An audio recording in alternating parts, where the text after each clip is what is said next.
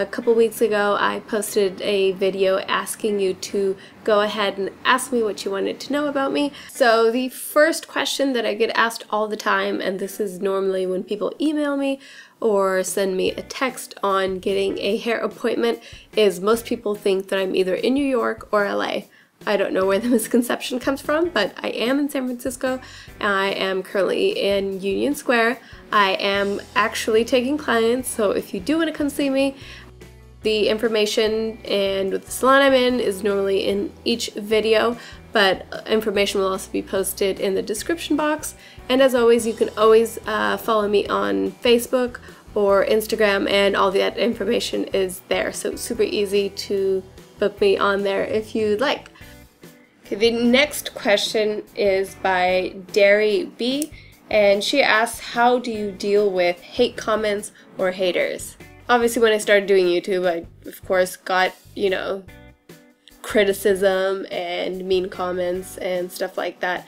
But honestly, really 100% honest from the bottom of my heart, when I started doing YouTube, I thought it would be a lot worse. I'm actually pleasantly surprised. I always feel that even when there is, hater comments or just something that you can just tell is just meant to be nasty and not in any way constructive, I always feel that I do have my subscribers always, just backing me up and defending me. And I think the first time I saw that, I was just kind of like, oh my gosh, these people are actually my friends, they're actually defending me. And so I think that's kind of one of the first times that I actually felt really connected with my audience, because it's one of those things that even when I meet someone on the street that recognizes me or something, it's kind of like they know stuff about me, and I'm just like, I so wish I knew stuff about them, and it's kind of like, can we be friends? And the fact that I realize that I do have those people as opposed to a few nasty people, to me, it's totally worth it. That's just how life is, and you're always going to be criticized. One of the main things we learn in cosmetology school is that you're judged in the first 3 seconds that someone looks at you. And that doesn't necessarily be even meant to be mean, but that's just what our eye does. So everyone, just creates and just has an assumption about you. From JKL Hoifer 1 asks, I'd love to know where you shop for your clothes, in stores or online. When online shopping became cool and stuff, and my mom was super excited about it with me, and we kind of went crazy and ordered a bunch of stuff, and we were so disappointed that when everything got in, tried it on, and it just fits awful. But what I have been doing is getting a few things off Thread Flip. What it is it's actual designer pieces, and it's people that have bought it and gently wore them, so they're next to new condition, but people are selling them for a fraction of the price, which is super awesome.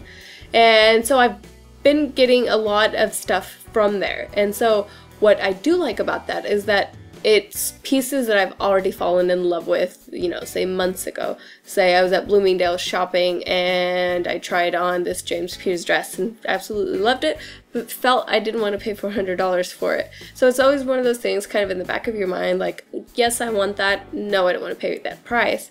And so going on Thread Flip, then when you find those pieces that you've been wanting, so all you need to know is the size and all that, and you order it and you have it for a fraction of the price. So that to me totally works, because it's something that I already know what it is, and I already know my size, and I most likely have already tried it on at, say, Nordstrom or Bloomingdale's or whatever, so I already know what size I am and exactly what I want. The quality is great. People are very honest, where it's it's brand new with tags, or I've worn it a couple times. And anyway, I've had a great experience. I got a skirt, 2 sunglasses, and a dress, and I absolutely love it. I'll actually show you the sunglasses. No, I actually don't have them. I will post a picture here so you can see them. super in love. And the fact that like you can get it, you know, like year round. Another thing that I found too is that sometimes items that I have fallen in love with and then they discontinue them, or they, you know, just don't make it, or they make the newer version of that, and I'm like, no, I still want those sunglasses that, you know, they made 2 years ago, or whatever item it is, and this is like your new hope of refinding them. So that to me is another savior. And they really do have everything. They have literally from like Michael Kors watches to Louis Vuitton purses to Louis Vuitton shoes. I mean, like, super designer. But they also have, you know, clothing that was already affordable and now it's even more affordable. So in my last checkout when I bought the sunglasses, they sent me a coupon code for 25% off, which I am so excited to use again and super excited to share that with you. So I'll leave that in the description box and you too can use it.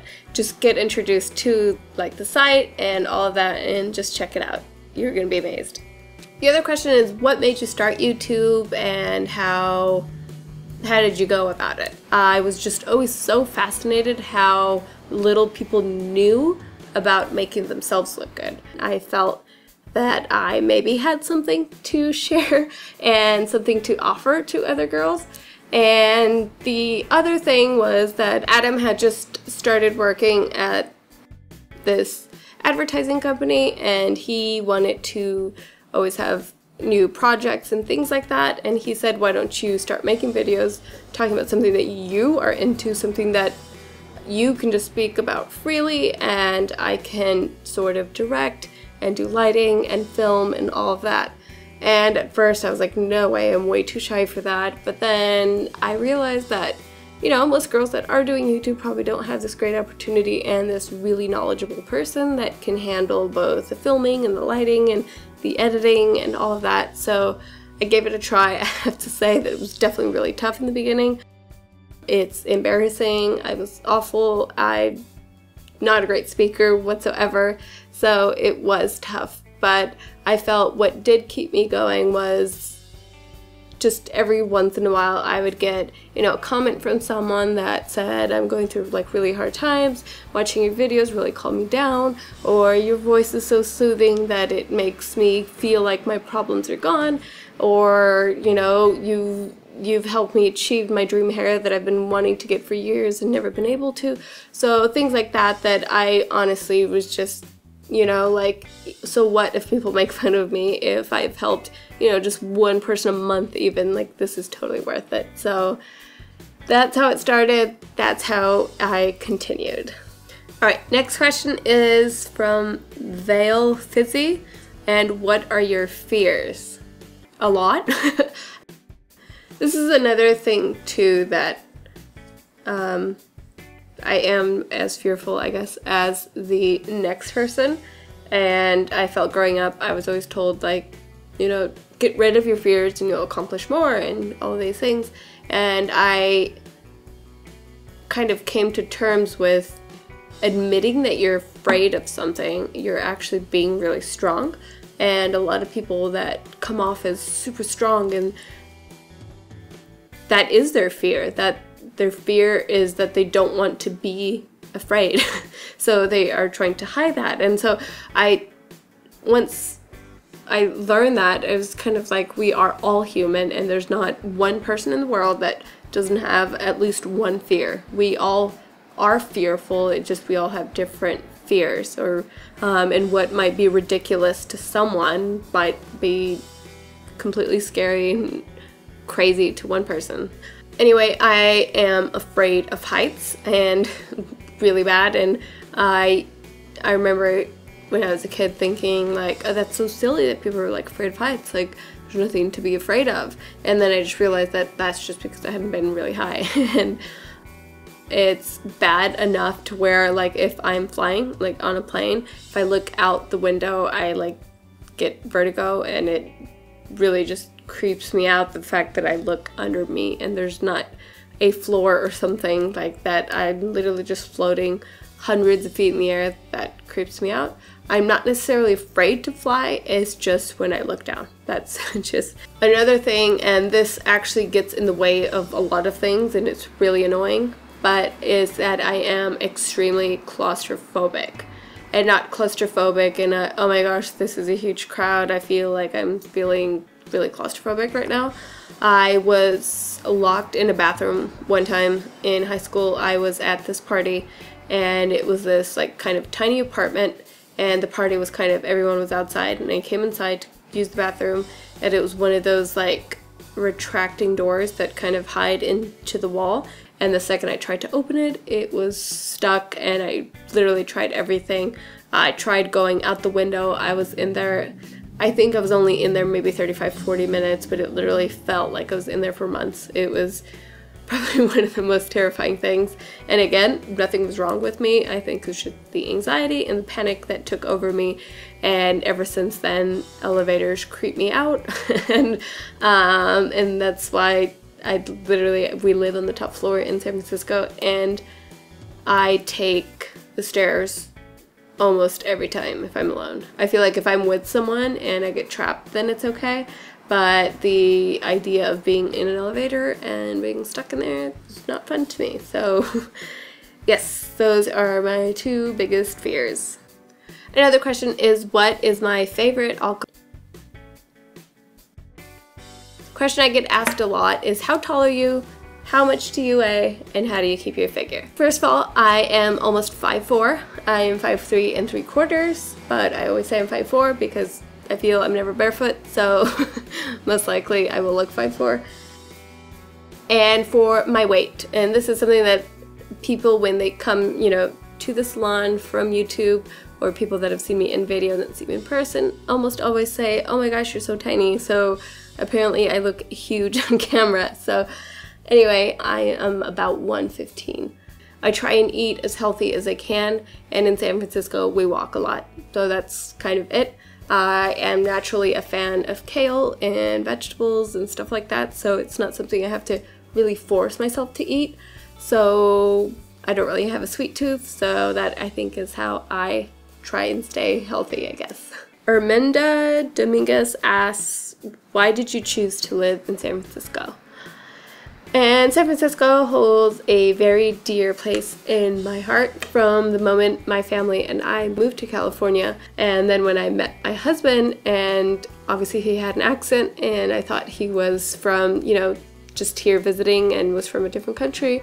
And then when I found out that he was currently living in California, and that he was actually living in San Francisco, I was like, how amazing, and what a great excuse to go up to the city. So anyway, we started dating, and then when I got married, I moved into San Francisco to live with him, obviously. He had a job that he couldn't change, so he had to stay in the city, and me doing hair, obviously I can do hair anywhere, so I made the change to start working in the city and left my clients and everything in San Jose and went and started doing that.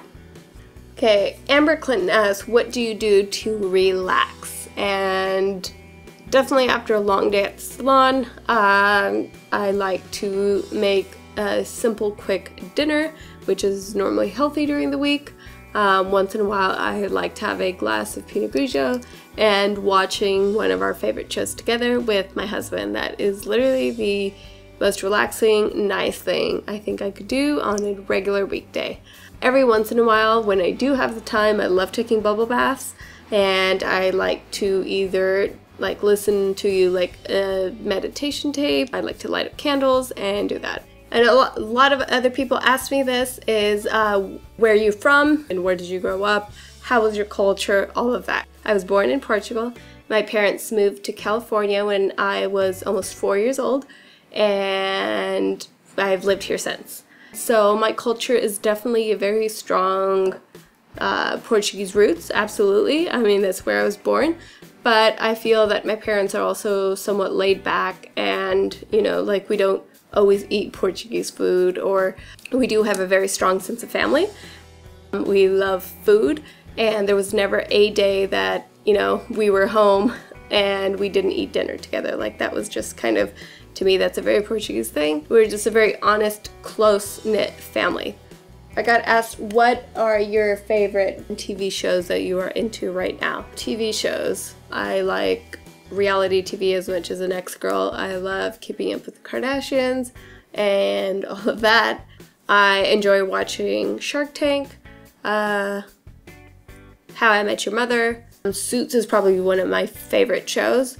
And another really often asked question is how often you dated your husband before we got married. So we dated for about 2.5 years and then we got married, and we've been married almost 3 years next February. So we've been together for a total of almost 5 years.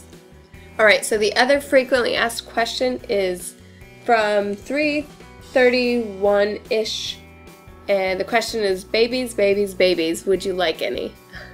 And this was probably the most asked question, I think, in this video. And as a lot of you know, that I am married, so I guess I figured that that would probably be the #1 question. So Adam and I have been married almost 3 years, and yes, we don't have any kids. With the way both of our careers are right now and living downtown in the city, we are not looking to have kids right now. Do we want kids? Yes, absolutely. One day, for sure. Both Adam and I want kids, and we have decided, and we even have names picked out. I'm kidding. But yes, we do want kids, just not within the next year or so. So in a few years, absolutely can't wait. The other biggest question then, and this is not just for this previous video that I got this asked, but in probably almost every video I get asked, how old are you? I have a big milestone birthday coming up, and I guess when we get there, I'll let you know and talk about it and celebrate it with you.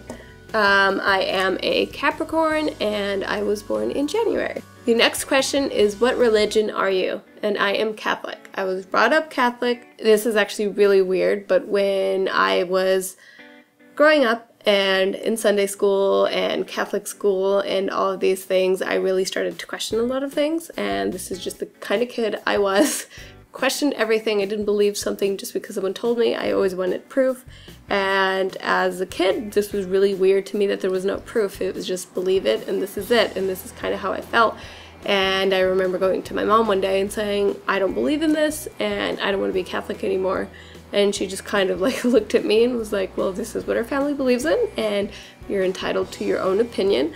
I would appreciate if you continued learning this and going to this school, and you know, when you become an adult you can follow and practice whatever you feel is correct. And I was like, okay. And so eventually, as time went by, especially being a teenager and all of that, I was just I felt like I am my own God, and I always felt that you do need faith in something to get somewhere, and I just felt like, why not be myself? Like, I can push myself, I can do, I need to rely on no one but myself, and I will get wherever I want to be. Anyway, life goes on, and a couple years later, I realized that, or my idea or my thought that I relied on myself to get through whatever it was. The whole point of needing faith is when you are out of faith, or when you are out of hope or whatever, and the only thing that is left is, you know, something superior, something above you. And that's kind of what I slowly started to kind of get into and fall in love with on my own. And I just realized that for me personally and through life, I do feel that I do need God in order to live a better life. And I don't think that in any way that that's me accepting that I'm weak. If anything, what I honestly believe is that I was weak when I was the person thinking that, ooh, I can do this all on my own, and I am the strongest person and I can just do it all. That's just a part of me and a part of my life that I feel that it's not like life slapped me in the face and then I needed God. It was just honestly almost liberating, I feel, to me to finally bring God back in my life, if that makes any sense. But anyway, that was a super long answer, but yes, my religion is Christian, Catholic. I believe in God, basically. as always, I thank you so much for watching. Please subscribe if you haven't, and I will definitely see you in the next video. Bye.